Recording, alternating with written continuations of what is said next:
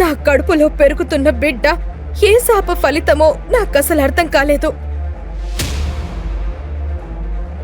ఇప్పుడు మీ కడుపు చల్లబడిందా? ఈ అమ్మాయి మన బిజినెస్ ని చూసుకుంటుందా? ఎలా? కడుపులో బిడ్డను పెట్టుకున్నా? సంజయ్ ప్లీజ్. ప్లీజ్ ఏంటి తాతయ్య? సరే పద, కోడల్ని లోపలికి తీసుకెళ్ళు. అది విన్న సంజయ్ తన తాతయ్యకి మతిపోయిందని అనుకున్నాడు. ఇంత జరిగాక కూడా నాలాంటి అమ్మాయిని తమ కోడలని ఆయన చెప్పుకుంటున్నారా? ఇదంతా అయ్యాక కూడా రావు కుటుంబానికి కోడల్ని చేసుకోవాలని సంజయ్ తాతగారు నా వెనక ఎందుకు పడ్డారో? సంజయ్, నా కడుపులో పెరుగుతున్న బిడ్డ ఎవరిదో నాకు నిజంగా తెలీదు. నేను నిజం చెప్తున్నాను, నన్ను నమ్ము. నన్నిప్పటి వరకు ఏ అబ్బాయి కూడా తాకలేదు. అయితే ఏదైనా దెయ్యం వచ్చి నీ కడుపులో బిడ్డను పెట్టి వెళ్ళిందా? నాకొక్క ఛాన్స్ ఇవ్వు. నేను ఏ తప్పు చేయలేదని నేను నిరూపిస్తాను. కానీ ఏది వినే పరిస్థితిలో సంజయ్ లేడు. తను నా చెయ్యి పట్టుకొని బలవంతంగా లాక్కెళ్లి నన్ను బయటికి గెంటేశాడు. నా తండ్రి, నా సవతి తల్లి, సవతి చెల్లి ఎవరూ నా దగ్గరికి రాలేదు. వాళ్ళకిదంతా చూసి చాలా సంతోషంగా ఉంది. ఎందుకంటే నాతో జరిగిన ఈ సంఘటన వల్ల వాసుకి దారి సులభమైంది. నేను చివరిగా వెనక్కి తిరిగి అందరి వైపు చూశాను. కానీ సంజయ్ తాతగారు కూడా మౌనంగానే నిలబడ్డారు.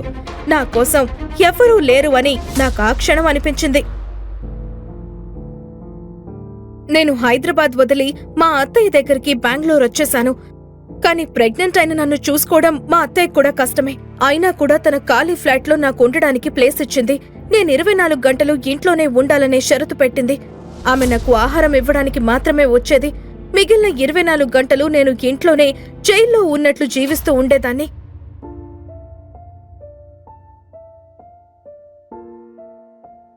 ఇదంతా జరిగిన 5 నెలలకి నేను నా కవల పిల్లలకి జన్మనిచ్చినప్పుడు నేను పడిన బాధలన్నీ చాలా చిన్నవిగా అనిపించాయి.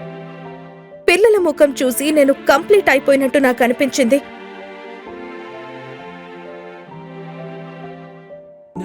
కానీ నా ఈ సంతోషం కేవలం 2 గంటలు మాత్రమే ఉంది. ఒక నర్సు పరిగెత్తుకుంటూ వచ్చి, మేడం, మీ కవల బిడ్డల్లో ఒక బిడ్డని ఎవరో ఎత్తుకుని వెళ్ళిపోతున్నారు. ఏం మాట్లాడుతున్నావు?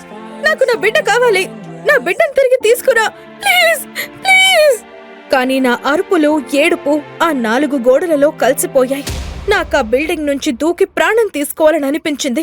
కానీ అప్పుడే ఆ నర్సు నా కూతుర్ని తీసుకొచ్చి నా ముందుంచింది. నా ఏడుపు నా మనసులోనే గూడు కట్టుకుపోయింది. నేను నా కూతుర్నే నా ప్రపంచం అనుకొని కొత్త జీవితాన్ని మొదలుపెట్టాను.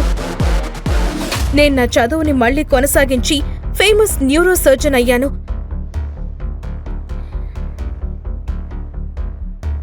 నా జీవితంలో మరో మంచి విషయం కూడా జరిగింది. చూస్తూ చూస్తూ నా బరువు తగ్గడం మొదలైంది. ఏదో ఒక ఋషి ఇచ్చిన శాపం నుండి విముక్తి పొందినట్లు నేను అప్సరసలా మారిపోయాను. ఎన్నోసార్లు హాస్పిటల్లో ఉన్న వాళ్లు నన్ను డాక్టర్ని కాకుండా మోడల్ అని అనుకునేవారు. నా కూతురు నాకు వరంగా దొరికిందని నాకు అనిపించేది. ఇదంతా జరిగిన కొన్ని రోజుల తరువాత నేను హాస్పిటల్కి వెళ్తూ ఉండగా నా కళ్ల ముందే ఒక కార్కి యాక్సిడెంట్ అయింది. ఒక BMW కార్ ఒక చెట్టును ఢీ కొట్టింది. నేను కార్ దిగి చూసేసరికి అక్కడొక వ్యక్తి స్పృహ తప్పి పడిపోయున్నాడు. డాక్టర్ కావడంతో నేను అతని హెల్త్ కండిషన్ చూడ్డానికి అతని దగ్గరికి వెళ్లాను. అతను నా చేతిని గట్టిగా పట్టుకున్నాడు. నా చెరీ స్కూల్, నా చెరీ, నా చేతిని వదలకండి ప్లీజ్, నా చేతిని వదలకండి అని అంటూ అతను స్పృహ తప్పి పడిపోయాడు. కానీ అతను నా చేతిని పట్టుకునే ఉన్నాడు. ఇంతలో అంబులెన్స్ వచ్చింది. నేను అతన్ని తీసుకుని అంబులెన్స్ ఎక్కి కూర్చున్నాను. అతను సంవత్సరాల తరబడి పరిచయం ఉన్న వ్యక్తిగా నా మనసు కనిపించింది. మేడం, ఈయన hotel royal mountain owner Abhay Varma. నేనతన్ని మొదటిసారి కలిశాను. కానీ అతని కళ్ళు మాత్రం ఎవరినో వెతుకుతున్నట్లున్నాయి. నేనతని హాస్పిటల్లో జాయిన్ చేసి కొన్ని ఫార్మాలిటీస్ పూర్తి చేసి అక్కడి నుండి బయలుదేరాను.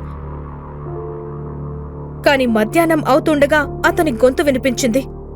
నేను ఒక 1 మినిట్ డాక్టర్తో మాట్లాడాలి. 1 మినిట్ పర్మిషన్ ఇవ్వండి, ఇప్పుడే మాట్లాడి వచ్చేస్తాను. నన్ను హాస్పిటల్లో జాయిన్ చేసింది ఫేమస్ న్యూరో సర్జన్ అని నాకు తెలీదు.